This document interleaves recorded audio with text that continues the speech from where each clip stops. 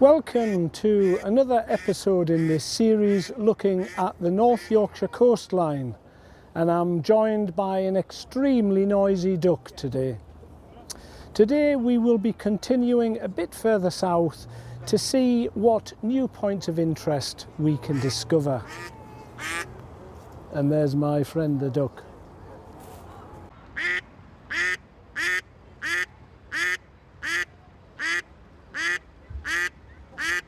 The name Sandsend is due to the location of this village being at the north end of the beach, stretching from Whitby Harbour at the south end. The first settlements here were due to the discovery and development of the alum industry nearby.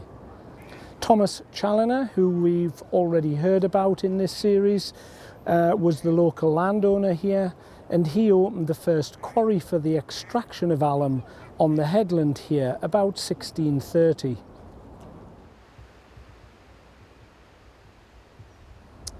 When the Middlesbrough to Whitby Railway was built in 1883, a station was built on the cliff top above Sandsend, and of course with that came the Victorian tourists.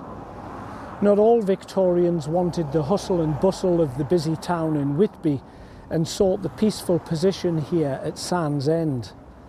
The railway line closed in 1958, but tourists still come today, only by car instead. The beach still the main attraction. The station today is a private residence and part of the Mulgrave estate. The station at Sandsend was the location for a scene in the 1947 film Holiday Camp, starring the late Dame Flora Robson and Jack Warner, and the first film of many to feature the Huggett family, very popular in post-war Britain's cinemas. A little geological information for you now. The landmass of the United Kingdom is very slowly tipping, with the east coast dipping and the west coast rising. Not a lot, only about 1 centimetre per year, but year on year it causes the sea level to rise here on the east coast as a result. That, coupled with climate change, causes frequent high tides to flood the lower parts of this village. When I lived in this area, this whole area here around the river was often closed due to flooding or storm damage. This is the Fish Cottage, one of the businesses here in Sandsend. It was originally a fisherman's cottage, hence its name. Beautiful little restaurant, serves every kind of seafood and pretty much open 24/7. Well worth a visit on your visit to Sandsend.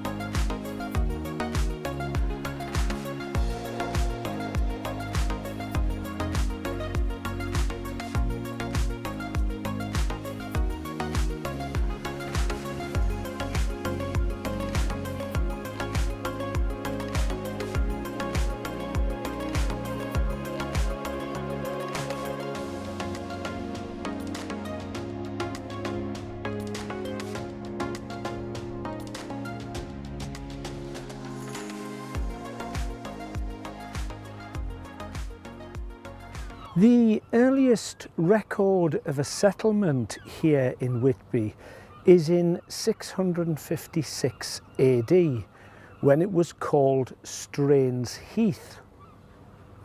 At that time, Whitby was part of the ancient kingdom of Deira, ruled by Ethelfrith. Oswig, his second son, took over the throne in 642 AD and merged the lands of Bernicia and Deira to form Northumbria. He established a monastery at Whitby in which St Hilda was the abbess. She was an important figure in the Christianisation of Saxon England, and many of England's kings sought her advice. In 867 AD, the pesky Vikings raided these shores and destroyed the monastery, and they gave Whitby its present name, which in Old Norse means white settlement.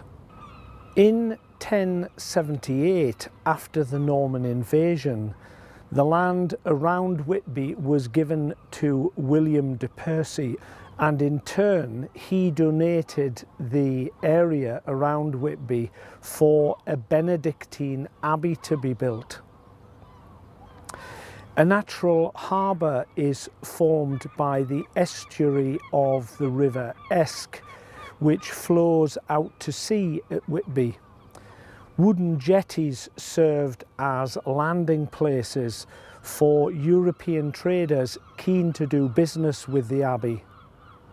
Because of the steep hills surrounding Whitby, the harbour was known as the only viable road into town.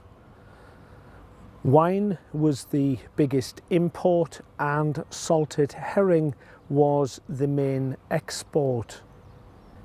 The abbey was the source of revenue and wealth for Whitby until 1540, when Henry VIII's dissolution of the monasteries reduced it to ruins. The abbey ruins dominate the southern headland, as it still does today, and it featured in the Bram Stoker's novel Dracula, which he wrote in 1897. The abbey featured in both films made from the book, the first in 1979 and the second in 1992.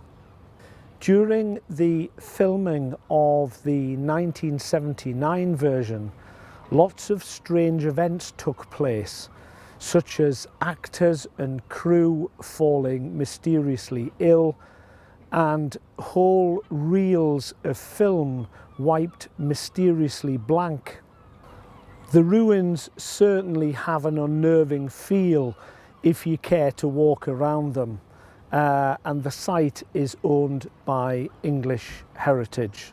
In 1392, the first records show coal coming into Whitby from nearby Sunderland. This import would prove invaluable later in the 1600s for processing alum. Up until 1540, Whitby only had 200 residents, governed by the abbey. After the dissolution, the local burgess applied for self-governance, though this was not granted until 1550. During the reign of Elizabeth I, Whitby grew into a small fishing port. Then in the late 1500s, Thomas Challoner, who we've heard of in previous episodes, the local landowner of the Gisborough Estates, not far to the north of here, he witnessed the properties of alum on a visit to Italy. He saw the rock being processed and used in medicine, the curing of leather, and its use as a fixing agent in the dyeing of cloth. Under Elizabeth I's reign, the economy of Tudor England at this time relied on wool and linen.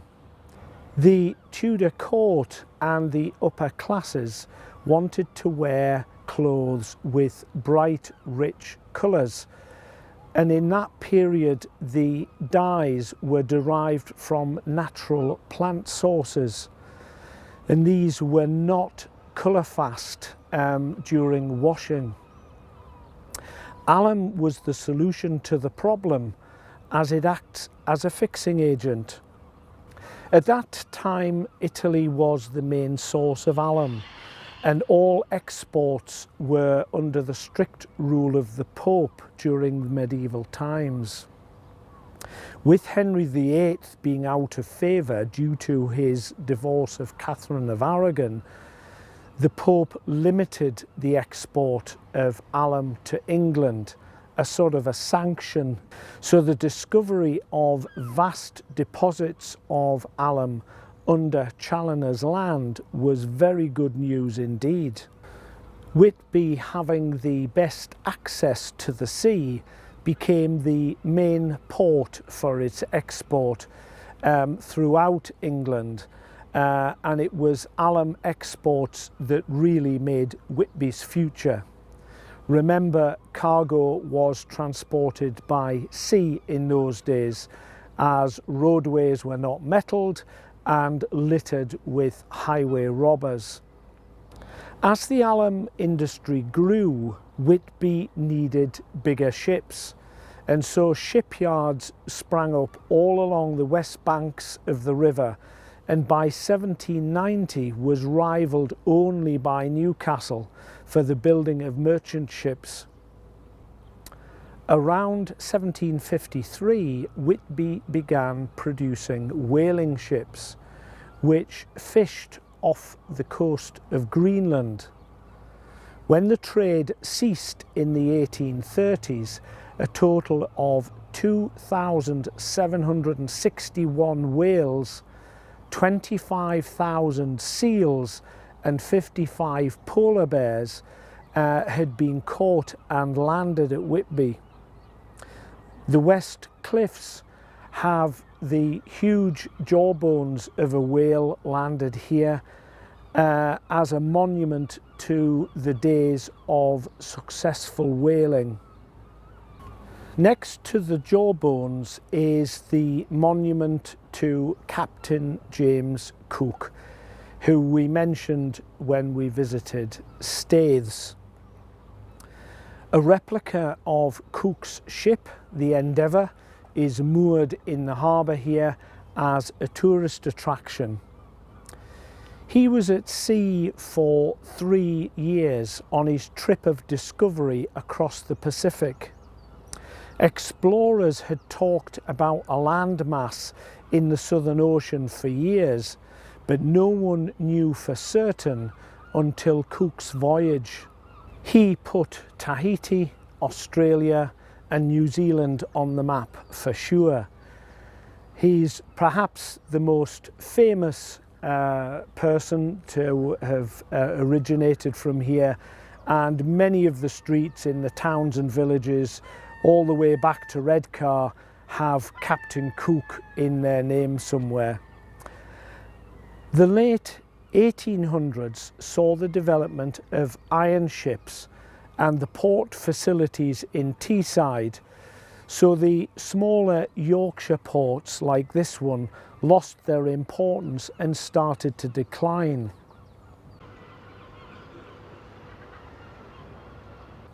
The fishing fleet remains strong in Whitby though, even to today. In 1839, a new railway emerged between York, Pickering and here in Whitby, so the town had a new source of trade with tourism. The tourists came in search of the spa waters here, which come from 3 natural springs enriched with iron salts. Tourists also came in search of jet, which we've mentioned in previous episodes. So what is jet? Well, it's where the term jet black comes from due to its pure black appearance.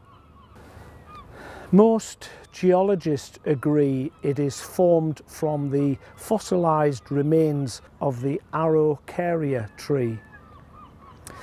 The vast forests of these trees covered large parts of Britain in the Jurassic period, which was about 180 million years ago. Over millions of years, these fossilised forests became compressed by overlying sand and sediment deposited on the seabed, which then covered the area in the eras which followed.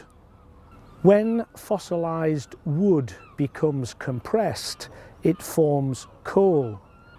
Now, I'm not saying jet is coal, not at all, but it is formed when the coal seams formed by these fossilised Araucaria trees become superheated and compressed by the overlying rocks.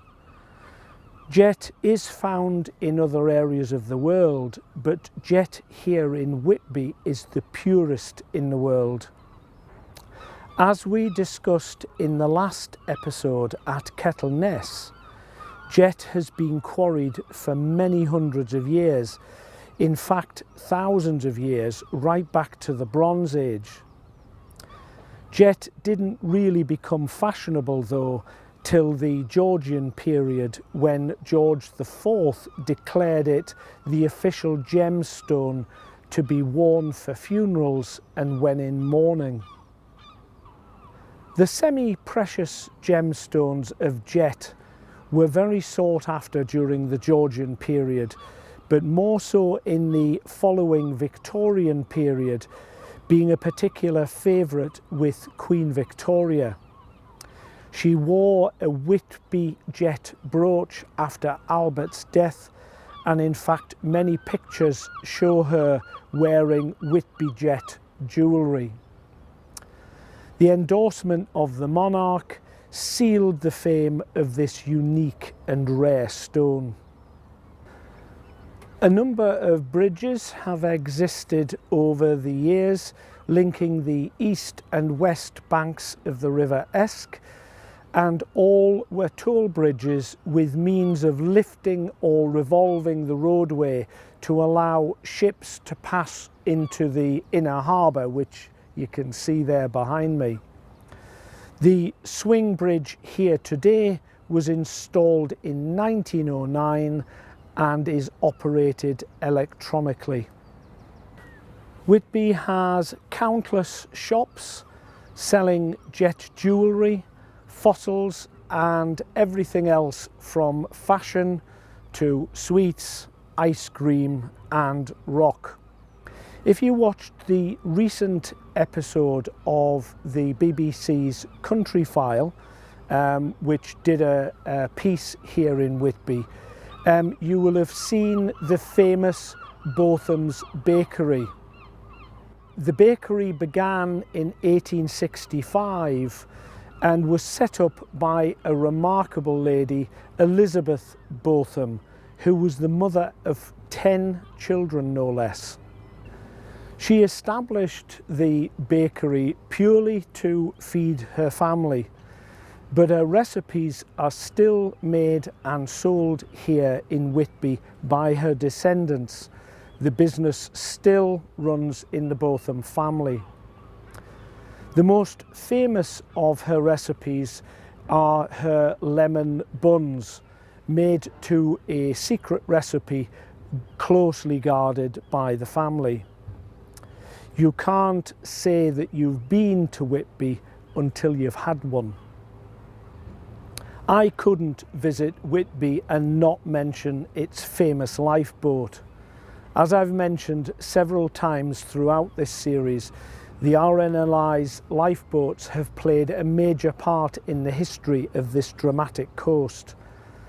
Today, Whitby has 2 lifeboats, a D-class inflatable inshore boat suited to rescues close to shore and especially at the foot of the perilous cliffs here, bearing in mind what I said about incoming tides and people constantly getting stranded and trapped. It also has a Trent class all-weather boat with a top speed of 25 knots and designed to operate in deep water over a range of 250 miles.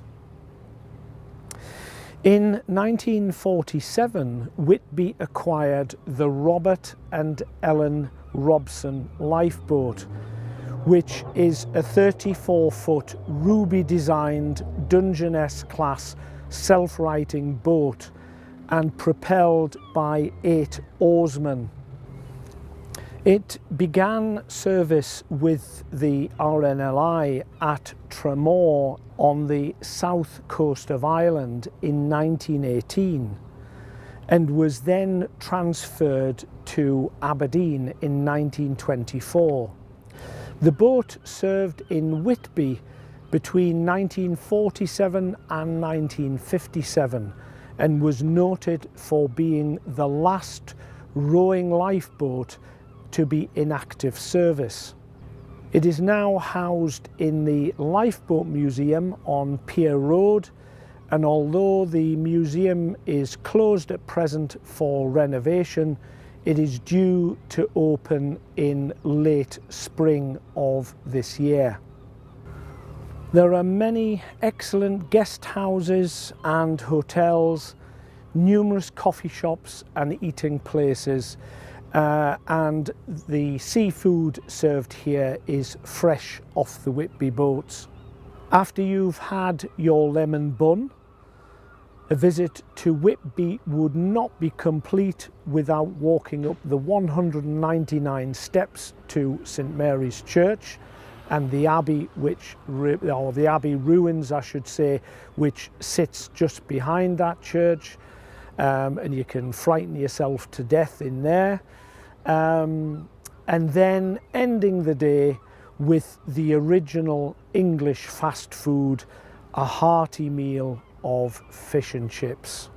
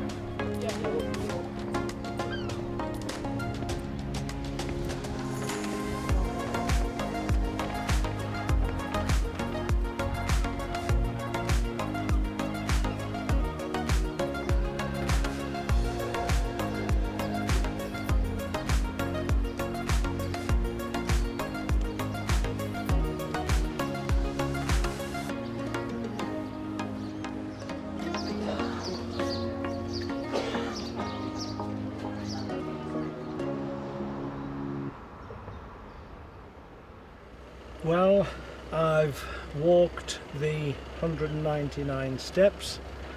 I've been to Botham's and got me iced bun, me lemon bun, and you have to eat it the Whitby way, so you break the bun in half and fold it over.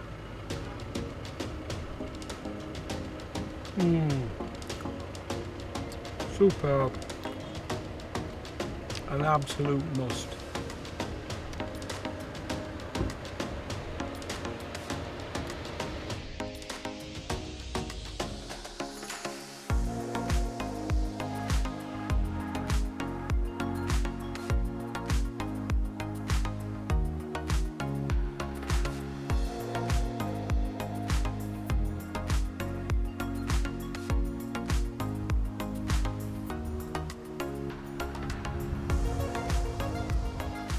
We're here at Robin Hood's Bay, just down the bank there behind me, and we'll be going down there in a minute or two to have a closer look around.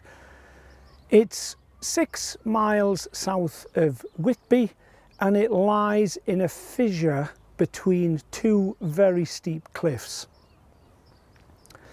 Its name seems to have come from the legendary Nottingham figure, as he and Little John were meant to have saved the village from an attack by French pirates. Even if Robin Hood existed, it seems highly unlikely he would be this far north, but who knows? The facts we do know for certain are that from 800 AD, this area was in the hands of the Vikings under Danelaw. I've talked about Danelaw previously, so what is it? Or should I say, what was it? During the early Celtic Britons, there were no set laws or recognised rules to society, and there are no records of any imperial laws left by the Romans either. The first laws in England were introduced by the Saxons when they invaded Britain in 450 AD. It was derived from ancient Germanic laws and called West Saxon law. The Danes first invaded England in 793 AD, landing on Lindisfarne Island, wiping out all who lived there. As soon as they became established on the mainland and they took more and more land, they established their own laws called Danelaw. It was only after the Norman invasion of 1066 that English law became unified under William the Conqueror. The whole area around Robin Hood's Bay was laid to waste, and William the Conqueror gave the area to a Norman nobleman who sold it on to the Abbey at Whitby. In 1324, Robin Hood's Bay was mentioned in a letter to Edward III, complaining that the locals were confiscating the boats and catches of the French fishermen and taking them to Robin Hood's Bay. There is no record of whether Edward acted on this letter. After the dissolution of the monasteries by Henry VIII in 1540, the area became the property of the Crown. The village has a tradition of smuggling, and the houses here all had a network of interconnecting tunnels, enabling contraband to be moved undetected. Smuggling was rife on the Yorkshire coast during the 1700s. Tea, gin, rum, brandy and tobacco were all smuggled in from Holland and France. They were distributed by syndicates based inland so as not to implicate the villagers. The legitimate occupation here was of course fishing, and once again cobles were the vessels used. In the late 1800s the fishing industry began to decline, but was succeeded by tourism as the railways were developed. A dramatic rescue was carried out here in 1881 when a brig, which was a small merchant vessel, ran aground during a violent storm. The sea was so rough the Whitby lifeboat could not be launched, and so it was dragged by 18 horses 6 miles overland through 7-foot snowdrifts. 200 men assisted the journey, clearing snowdrifts as they went, and then as the boat was manoeuvred through the narrow streets, they demolished garden walls and dug up bushes to get the lifeboat through. On the second attempt, they got the lifeboat launched and the crew were saved. Robin Hood's Bay has featured in several novels, including Bram Stoker's Dracula. The 2008 film Wild Child had several scenes filmed here too. A famous resident of Robin Hood's Bay was a chap called Leo Walmsley.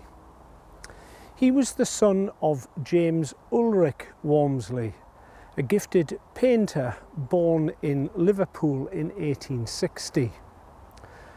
Ulrich was trained as an architect in Ireland before going to study fine art under Stanhope Forbes in Newlyn in Cornwall. Forbes was Irish born and established an art school/society in Newlyn in Cornwall. Ulrich moved back to Yorkshire when he was 34. Leo, or Lionel, was born in Shipley in West Yorkshire in 1892. And then in 1894 the family moved to Robin Hood's Bay.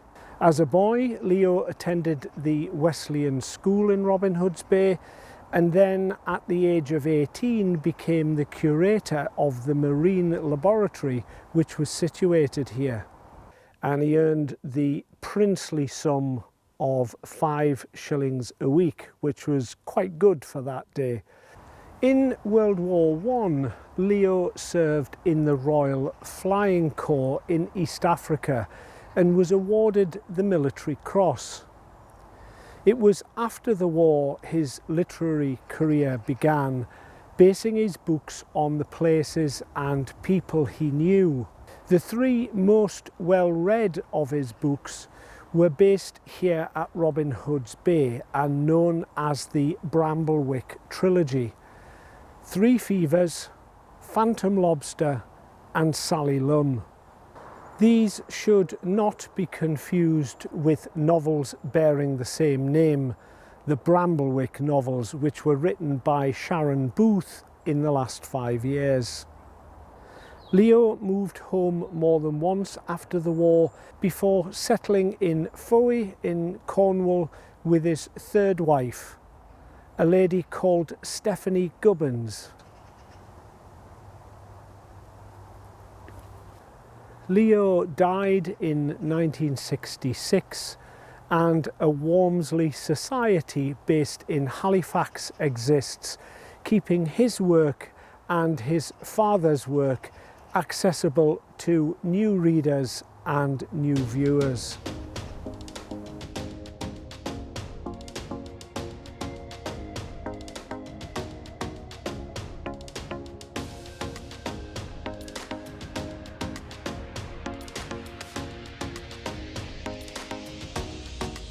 Car parking is situated at the top of the cliffs, and as you can see behind me, it's a steep walk down and then back up, of course.